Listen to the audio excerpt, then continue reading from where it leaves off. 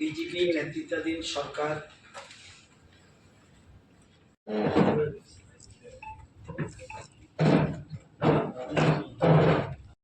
কোন তথ্য পর্যন্ত পাওয়া যায়, পুলিশ রেকর্ড পর্যন্ত নেই, আপনারা জানেন একটা দুঃখজনক ঘটনা, কালাছড়া স্কুলের পাশে, এটা হলো আগে বেলুনিয়া থানার অধীনে ছিল, এখন বেলুনিয়া থানার অধীনে ছিল, এখন শান্তিরবাজার থানার অধীনে। তাদের পরিবার মহেন্দ্র কুমার দাস উনি মারা গিয়েছেন, ওনার স্ত্রীও সেদিন খুন হয়েছে, ওনার দুই ছেলে ওই দিন স্পটে খুন হয়েছে, আরেক ছেলে ওই দিনই ইনজুর হয়েছে, হাসপাতালে গিয়ে মারা গেছে।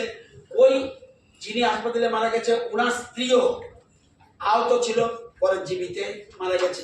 এতদিন পরে ওর দাদু যিনি মহেন্দ্র কুমার দাস, ওনার নাতি নিকার দাস, ওনার বর্তমানে আরেক ছেলে জীবিত ছিল, তো ওনার ছেলে, তার জন্য আমরা সুপারিশ করেছি। এরকম অসংখ্য ঘটনা যে কল্পনা করা যায় না, যে কিন্তু অনেক ঘটনা এরা এসে কাঁদে, কিন্তু অনেক ঘটনার থানাতে পর্যন্ত রেকর্ড নেই। আপনারা জানেন এরকম অনেক ঘটনা। আমি কতগুলি ঘটনার কথা মাত্র বলেছিলাম।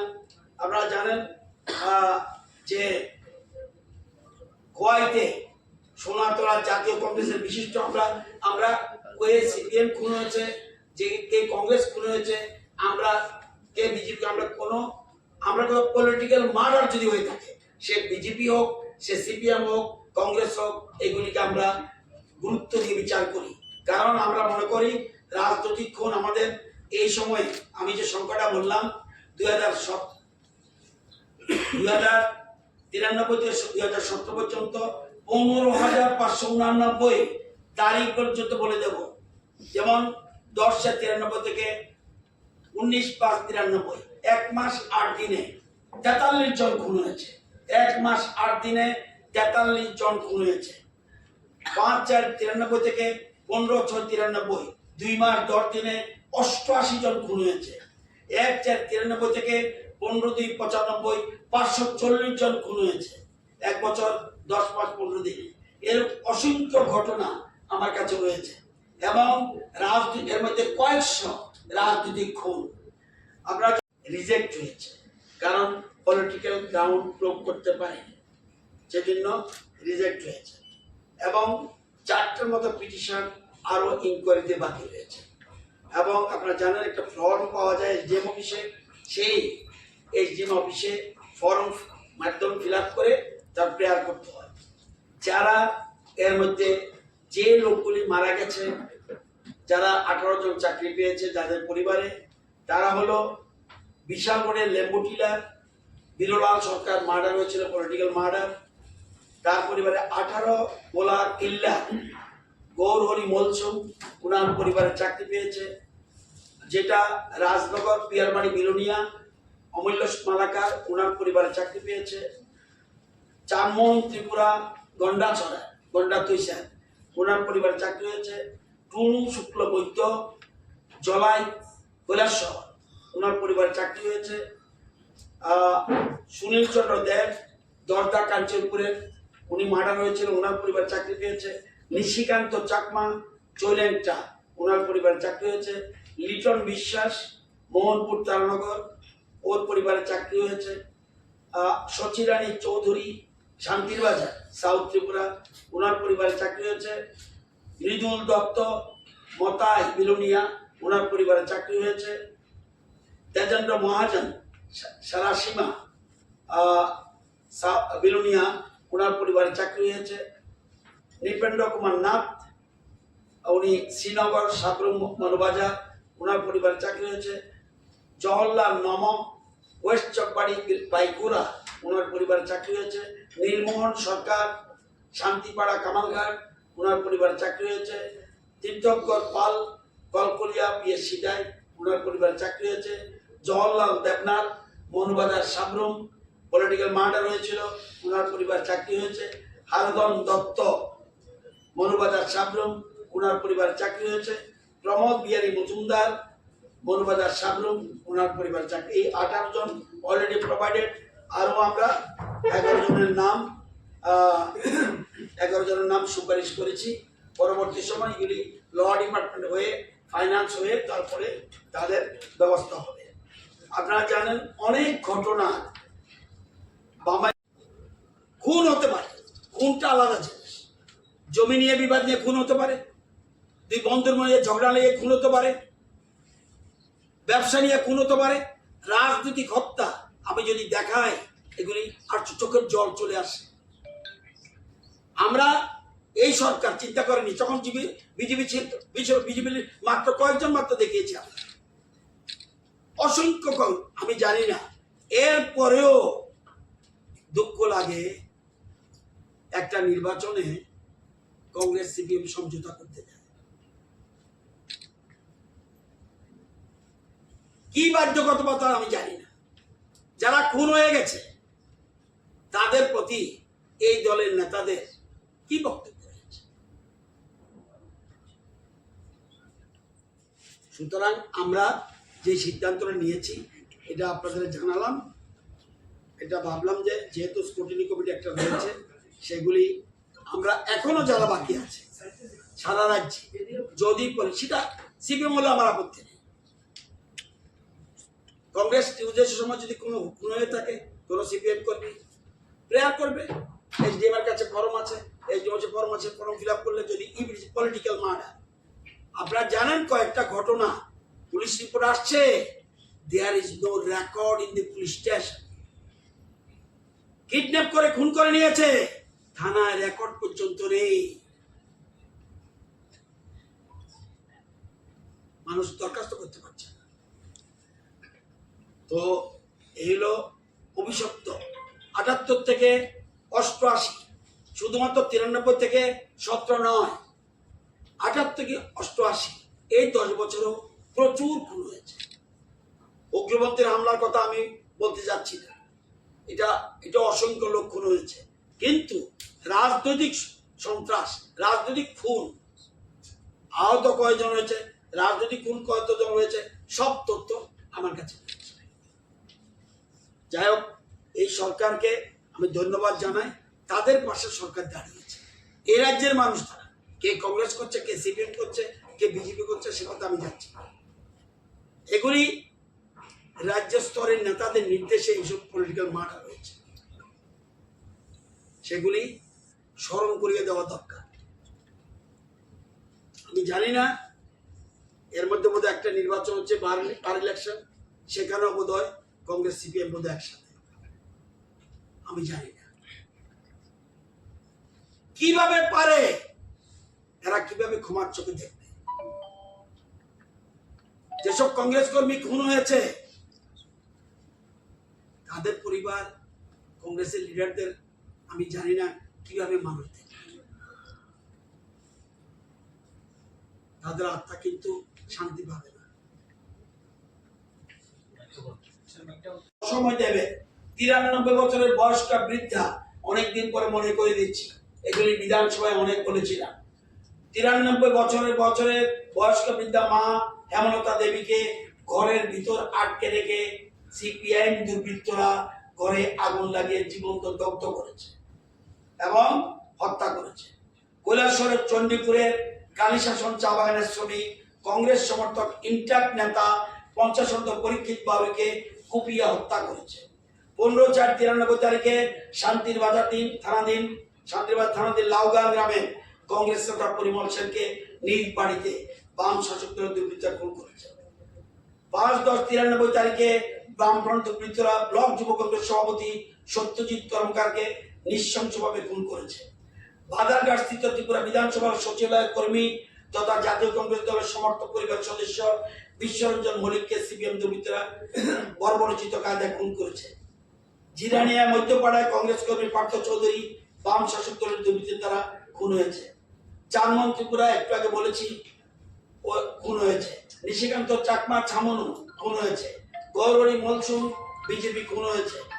আমাদের আরএসএস এর 4 জন, শ্যামল সেনগুপ্ত আঞ্চলিক সাধারণ সম্পাদক আরএসএস পশ্চিমবঙ্গ, আসাম উত্তর পূর্বাঞ্চলে, সুদাময় দত্ত আগরতলার ইনচার্জ আরএসএস, ধীরেন্দ্রনাথ দেব প্রচারক আরএসএস, শুভঙ্কর চক্রবর্তী জেলা প্রচারক আরএসএস।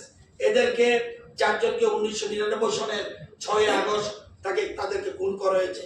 শ্যামল সুন্দর, প্রদীপ ঘোষ জাতীয় কংগ্রেস কমিটি সাবরুম, অনিল দে জলেমা সাবরুম, দিলীপ শাহ মনুবাজার সাবরুম, অরিন্দম পতি জাতীয় কংগ্রেস কমিটি আমলিগার সাবরুম, সোহাগগণ তুলাকোড়া খয়েরপুর, দীপক বিশ্বাস বণিকচমনি খয়েরপুর, নিখিল দে খয়েরপুর, ভূষণ ঘোষ খয়েরপুর, ভজন ঘোষ খয়েরপুর, মন্টু দাস আগরতলা শহর, শ্যামল বর্ধন আগরতলা শহর, হারদম দেবনাথ মোহনপুর শিক্ষক, সুজিত গোস্বামী যুব কংগ্রেস নেতা, নৃপেন্দ্র দেবনাথ জাম্বুরা গ্রাম সভার প্রধান। আমি জানা মতে এই জাম্বুরা গ্রাম সভার প্রধান কোয়ায় তাকে দিয়ে হত্যা শুরু করেছে, প্রথম হত্যা ত্রিপুরা রাজ্যে সিপিএম ক্ষমতা আসার পর। দীপঙ্কর নাথ শর্মা খোয়াই জাতীয় কংগ্রেসে, দেবল দেব জাতীয় কংগ্রেস আগরতলা, স্বপন দাস আগরতলা, মধুসূদন শাহ আগরতলা, পরিমল শাহ আগরতলা।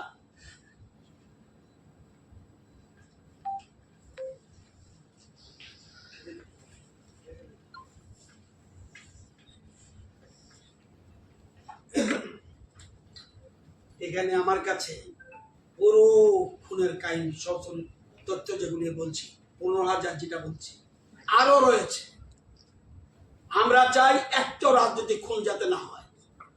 বলতে পারবে 18 সংখ্যা এই রাজ্যে ক্ষমতা আসার পরে, কিন্তু দুঃখ হয় 12 শিশু নির্বাচন, দুঃখ হয় বিধানসভা নির্বাচন, দুঃখ হয় তারা যখন সমঝোতা করে। এই যে খুন হয়েছে এই পরিবারগুলিকে তারা কনসিডারেশন আনে, তাদের কথা চিন্তা করা উচিত ছিল। এখানে যে খুন হয়েছে খয়েরপুরে, কংগ্রেস কর্মী খুন হয়েছে, কংগ্রেসের ভালো পজিশন ছিল এই বণিকচমনি, তারও প্লেয়ার এসছে, যদি পলিটিক্যাল হয় পাবে। আচ্ছা, কিছু মামলা এরকম ছিল, যেমন আপনারাও নিজেরাও বলেছিলেন, যেমন রবি লিটন একটা বিতর্কিত খুন, এবং তৎকালীন মুখ্যমন্ত্রী সন্ধ্যায় বলেছিল কোনো প্লেয়ার আসেনি, না সন্ধ্যায় বলেছিল অ্যাক্সিডেন্ট। এরকম অনেক কিছু অনেকগুলি মামলা আছে। বলি আমি জানি একটা কথা আমরা বুঝে নিই, আমরা ব্যাপারটা ভালো করে জাগার যাবে।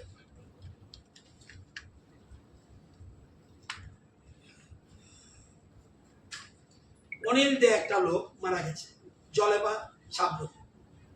আমি জানি পলিটিক্যাল মার্ডার, তাকে আমরা দিতে পারি না। কেন? আমি নিজে জানি সেখানে ডেড বডি, সেই বাড়িতে পর্যন্ত গেছি আমি, আমার পার্সোনাল নলেজ চলবে না। অ্যাজ এ মিনিস্টার আমার পার্সোনাল নলেজ সেখানে চলবে না। ওই পুলিশ রিপোর্ট যা আসবে তার উপর ডিপেন্ড করতে হবে। কোনোদিন জাজ সে যদি নিজে দেখেও, সে কিন্তু তার সাক্ষী প্রমাণ আসতে হবে না।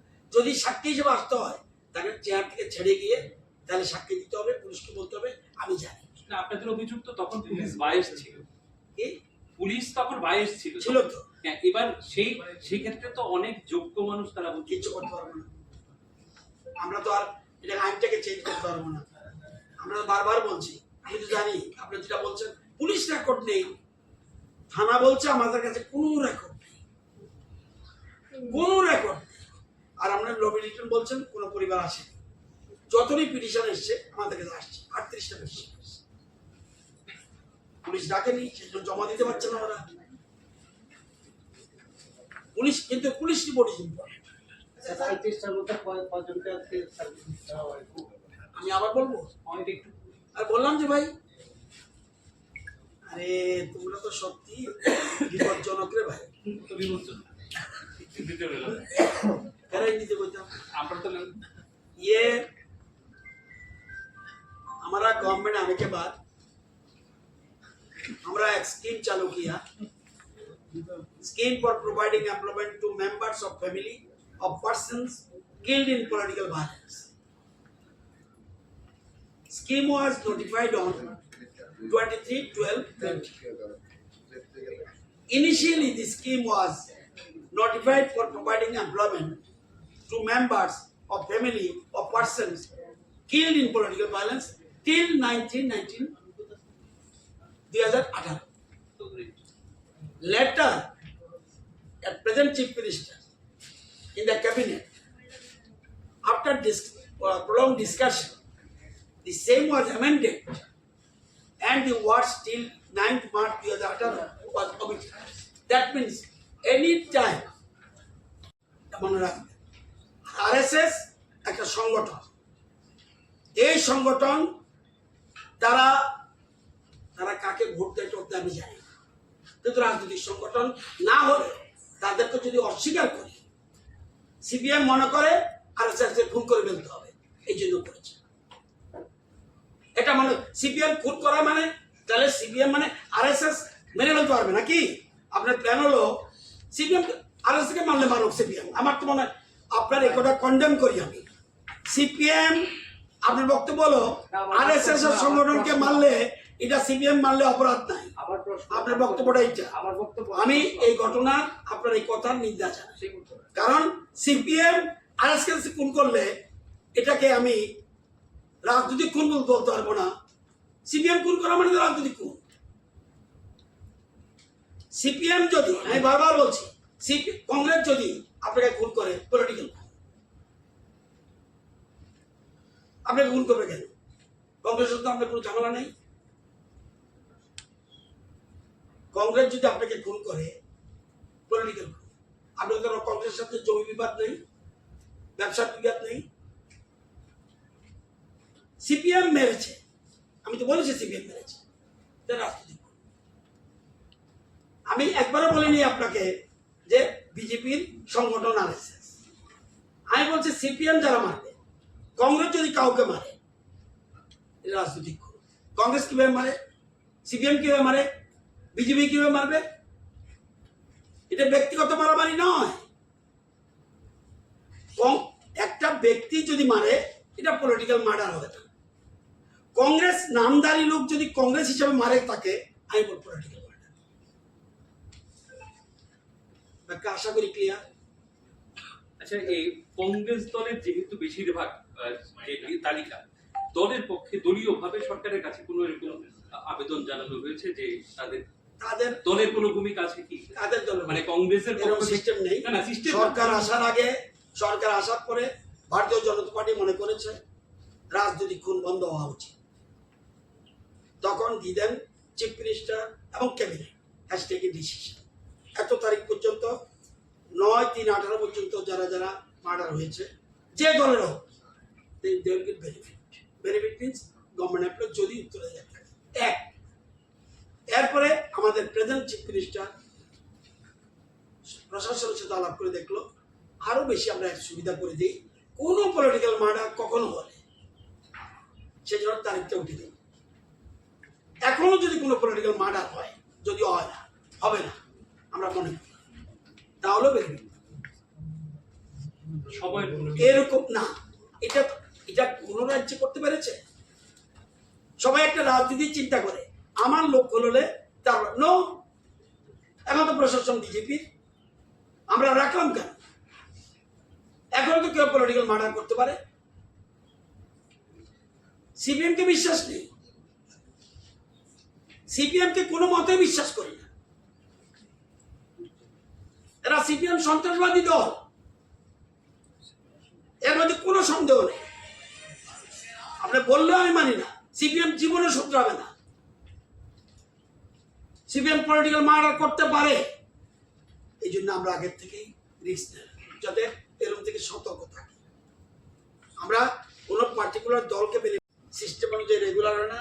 রেগুলার চাকরি কোনো জিনিস এটা কত মাস পর্যন্ত একটা ইয়ে থাকে, সেই সিস্টেম অনুযায়ী যেগুলি রেগুলার চাকরি, যে সিস্টেম নামটা রেগুলার বলে, সবসময় চাকরি কখনো এই সিস্টেমে রেগুলার হয় না। এটা কতগুলি নিয়ম আছে, যে সিস্টেম আছে ত্রিপুরা রাজ্যের রেগুলার চাকরি, সেই সিস্টেম। আচ্ছা, যার যার যোগ্যতা অনুযায়ী ভ্যাকেন্সি অবস্থা, ভ্যাকেন্সি পজিশন অনুযায়ী সেগুলো নিয়োগ হচ্ছে। কোথাও ক্লাস গ্রুপ ডি, কোথাও ক্লাস গ্রুপ সি, যা যা নিয়ম আছে তাই। টোটাল নাম্বারটা কত? কিসের? এই যে মানে যে জমা পড়ছে আবেদন, আমার জমা পড়ছে 38। 38 এটার মধ্যে তো কেউ মানে সিপিএম দলের সমর্থক নিয়োগ করেছেন বলে নাই না? আমরা কাছে তো মাসে না আচ্ছা, পলিটিক্যাল মার্ডার। আচ্ছা, এটা কি পলিটিক্যাল মার্ডার। আমি 2022-এ ছবি নামে শহীদ মিয়া কই একজন মারা গেছিলেন কোন স্থান এটা প্রেয়ার করতে বলুন। প্রেয়ার করলে পারে। প্রেয়ার করলে পাইবো কিনা আমি জানি না, আপনি কিন্তু কথা ক্লিয়ার হইবে। আচ্ছা প্রেয়ার করলে প্রেয়ার করবেন, ফর্ম পাবেন সাব ডিভিশন অফিসে, ফর্ম অনুযায়ী ফিল আপ করবেন, তখন শুরু হবে ইনকোয়ারি। ইনকোয়ারি কয়েকটা পুলিশ ইনকোয়ারি একটা হবে, আরেকটা ইনকোয়ারি হবে সিভিল অ্যাডমিনিস্ট্রেশন, সেই লোকের কোনো উত্তরাধিকারী আছে কিনা।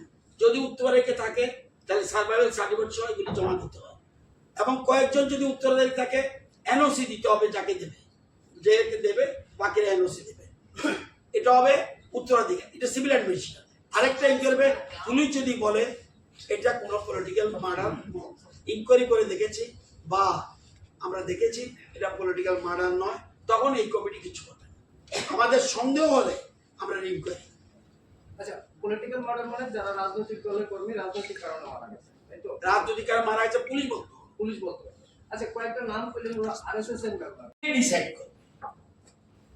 এটা সাধারণত এটা পলিটিক্যাল মার্ডার হয়েছে কিনা, না এমনি কি জমি বিবাদ নিয়ে হয়েছে, না কি ব্যবসা নিয়ে হয়েছে, না দুই বন্ধুর ঝগড়া হয়েছে, না ক্লাবের হয়েছে, এগুলি পুলিশ ভালো বলতে পারবে। সেই জন্য পুলিশ রিপোর্ট রূপে ডিপেন্ড করে।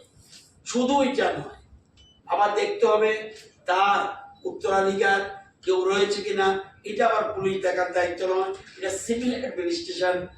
আমরা ডিএম উপর ডিপেন্ড করে, ডিএম সেই লেভেলে এসডিএম বা তহসিল হয়ে ইনকোয়ারি হয়ে তার পরিবার, তার উপযুক্ত কে আছে তা দেখে। এই রিপোর্ট আসার পরে একটা স্ক্রুটিনি কমিটি বানিয়ে দিয়েছে। এটা তারা দিলেই হবে না, there is scrutiny committee under the chairmanship of Honorable Minister Power, Agriculture and Farmers Welfare Department. আমাকে চেয়ারম্যান করে 5+1 একটা কমিটি বানানো হলো। এই কমিটিতে রয়েছে সেক্রেটারি ল, রয়েছে আইসিএ ডিপার্টমেন্ট, রয়েছে আইজিপি, রয়েছে representative from home department and director আইসিএ। তো আইসিএ ডিপার্টমেন্ট মানে সেক্রেটারি আইসিএ, তাহলে ল সেক্রেটারি থাকবে, আইসিএ সেক্রেটারি থাকবে, আইজিপি থাকবে, হোম ডিপার্টমেন্টের একজন থাকবে এবং ডাইরেক্টর আইসিএ থাকবে। এ ছাড়া আমি অ্যাজ এ মিনিস্টার চেয়ারম্যান থাকবো। এই পর্যন্ত আমরা 38টা পিটিশন পেয়েছি। 38টা পিটিশনের মধ্যে অলরেডি জব প্রোভাইডেড 18 জনকে চাকরি দেওয়া হয়েছে, আরো 11 জনের নাম আমরা সুপারিশ করেছি।